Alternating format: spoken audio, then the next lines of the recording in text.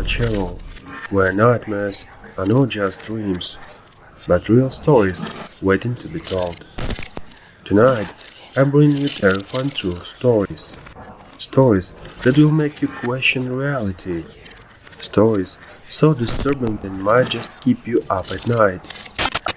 Turn off the lights, put on your headphones, and whatever you do, don't look behind you. It was the autumn of 2018 when I received a call from a distressed family residing in a secluded farmhouse in rural Pennsylvania. They reported unsettling occurrences, shadowy figures, unidentifiable noises, and an overwhelming sense of dread permeating their home. As an investigator, such reports were not uncommon, but there was an urgency in their voices that I couldn't ignore. Accompanied by my trusted team, Sarah, a sensitive with a knack for detecting presences, Mark, our tech specialist, and Lisa, a historian well-versed in local lore, we set out to uncover the truth behind these disturbances. Upon arrival, the farmhouse exuded an eerie stillness. The family, visibly shaken, recounted their experiences, objects moving on their own, disembodied whispers, and the chilling sensation of being watched. Their young daughter, Emily, spoke of a man with hollow eyes who visited her at night. Determined to assist, we set up our equipment, infrared cameras, EVP recorders, and motion detectors. As night fell, an oppressive atmosphere settled over the house. Our initial sweep yielded little evidence. Hours passed, with only the occasional creak of the old house breaking the silence. Around midnight, Sarah's demeanor changed. She stood abruptly in the living room, her gaze fixed on the staircase. "He's here," she whispered. Before we could react, a deafening bang resonated from upstairs. Mark and I rushed to the source, the master bedroom. The temperature plummeted as we entered. Our breath materialized in the frigid air. Mark set up the thermal camera, and what we saw defied explanation. A humanoid figure, devoid of heat signature, standing by the window. It turned slowly, and though featureless, an overwhelming sense of malice emanated from it. Suddenly, our equipment malfunctioned. The room plunged into darkness. A guttural growl echoed, and an unseen force propelled Mark against the wall. He collapsed, gasping for air. Sarah, clutching a protective talisman, began reciting a cleansing incantation. The entity's presence intensified, pressing down on us with tangible weight. I fumbled for my flashlight, its beam cutting through the darkness, revealing fleeting glimpses of the shadowy figure. Lisa, from the hallway, shouted that Emily was screaming. Racing downstairs, we found Emily convulsing, eyes rolled back, uttering words in an unknown language. Her mother sobbed, attempting to rouse her. Realizing the severity, we decided to perform an emergency cleansing ritual. Sarah took the lead, instructing the family to join hands and recite prayers. We placed protective symbols around the house, burning sage to purify the space. As the ritual progressed, the entity's resistance was palpable. Objects flew across the room, windows rattled, and an unearthly howl filled the air. Summoning every ounce of our collective will, we pressed on. After what felt like an eternity, a sudden stillness enveloped the house. The oppressive weight lifted and warmth returned. Emily's convulsions ceased, and she drifted into a peaceful sleep. Dawn broke, casting golden hues through the windows. The family, though exhausted, expressed profound gratitude. We advised them to continue cleansing rituals and provided resources for spiritual protection. Mark, though bruised, recovered quickly. The experience left us all shaken, prompting deep reflection on the forces we encountered. In the years since that night, I've often revisited the events of that investigation. Despite extensive research, the true nature of the entity remains elusive. Was it a restless spirit, a manifestation of collective fear, or something far more sinister? This encounter reinforced the unpredictability of the paranormal. As investigators, we tread a fine line between skepticism and belief, always seeking truth while respecting the unknown. To our listeners, let this serve as a testament to the mysteries that lurk beyond our understanding. Stay curious, stay vigilant, and always approach the unexplained with both an open mind and a cautious heart.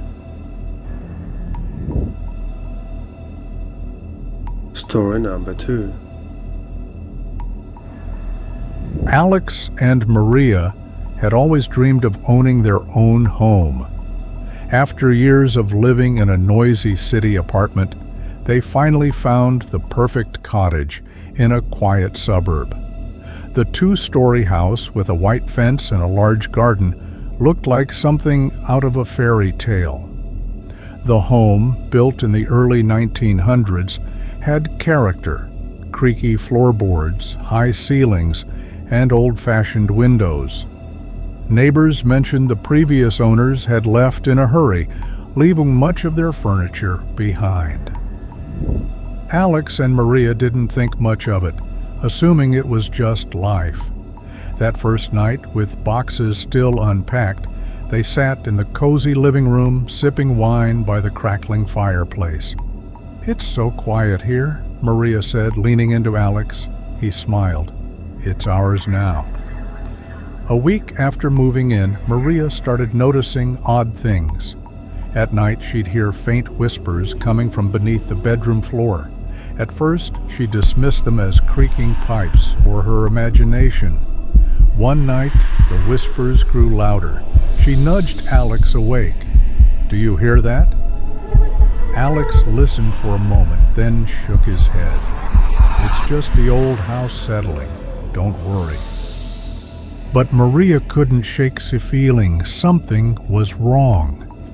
The next day, Maria visited the local library to research the house's history. She found an old article about a family named the Wilsons who lived there in the 1950s. Their 10-year-old daughter, Lily, had vanished without a trace. Despite extensive searches, she was never found. A chill ran down Maria's spine. Could the whispers be connected to Lily? Maria shared her findings with Alex. Though skeptical, he agreed to inspect the basement, hoping to ease her mind. There, hidden beneath some old shelves, they found a rusted trapdoor. Opening it revealed a narrow crawl space. Alex shined a flashlight inside and gasped. "Maria, look." Inside was an old doll and a tattered diary belonging to Lily. The diary's entries described a shadow man who came to her at night. The final pages became frantic, filled with pleas for help. That night, the whispers returned, clearer and calling Maria's name. This time, she followed the sound to the basement. There, she saw the faint figure of a young girl near the trapdoor.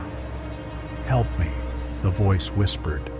Maria, fighting tears, asked, "How can I help?" The spirit pointed to a corner of the basement. Alex joined her moments later, and together they dug until they unearthed the small skeletal remains of a child. They reported their discovery, and Lily's remains were given a proper burial. From that day forward, the house felt different, calmer, lighter. But now and then, late at night, Maria would hear soft laughter or feel a gentle touch on her shoulder, a child's thankful goodbye from beyond the veil.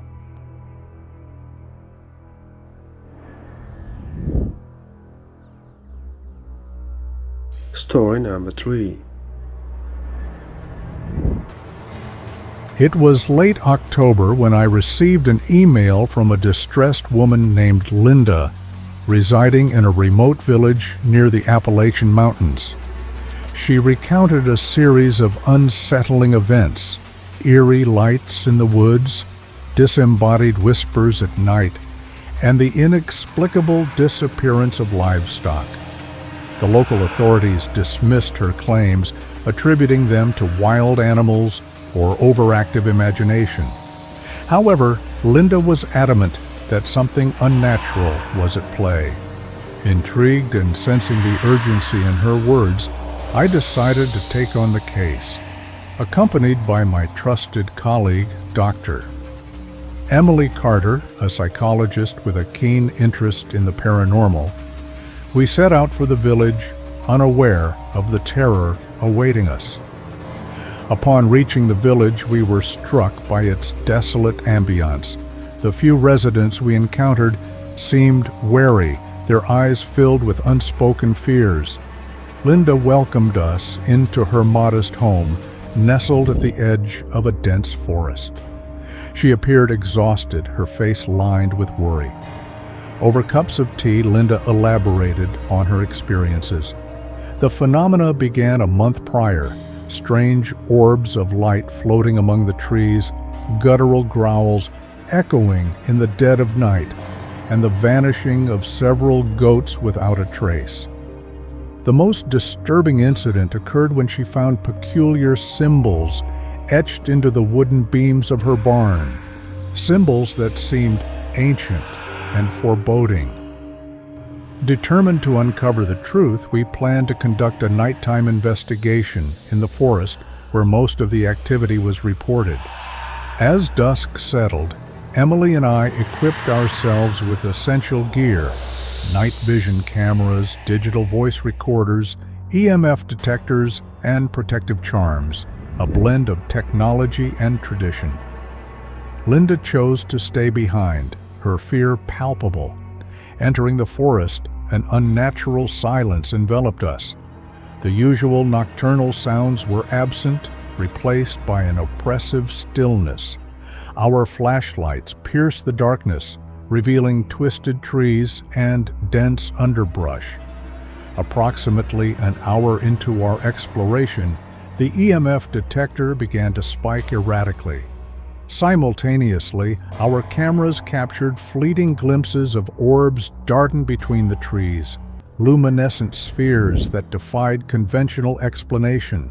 Suddenly, a chilling whisper resonated, seemingly inches from our ears. "Leave now." Spinning around, we found nothing but shadows.